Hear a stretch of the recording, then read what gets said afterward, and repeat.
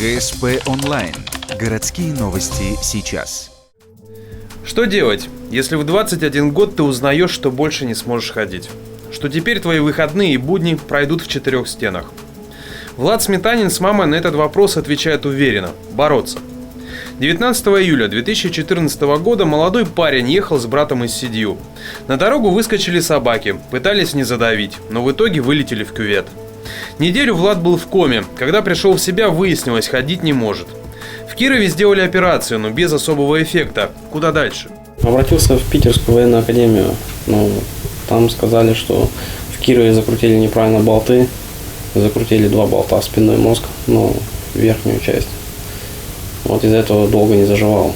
Не заживала спина, я там 2 месяца лежал в Кирове. В Питере сказали, что у них пока нет таких технологий сделать операцию. Диагноз – разрыв спинного мозга. В Министерстве здравоохранения в Сыктывкаре в бесплатной квоте отказали. Все, что можно, уже сделали, и точка. После поисков Влад с мамой выяснили, что могут помочь в Германии. Дорого. Есть варианты в Китае. Подешевле. Там Влада с мамой готовы принять хоть сейчас. Загранпаспорта сделать недолго. 70-80% дают, что он встанет на ноги все-таки.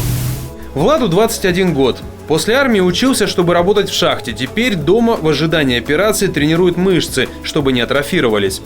На операцию нужно собрать 1 миллион рублей. Такова цена, чтобы снова ходить, снова жить. Уже есть 285 тысяч рублей. Да что расстраиваться? Я знаю, что все будет хорошо, главное верить в это и все. Я буду бороться до последнего. Я знаю, что я встану. Люди помогут мне в этом.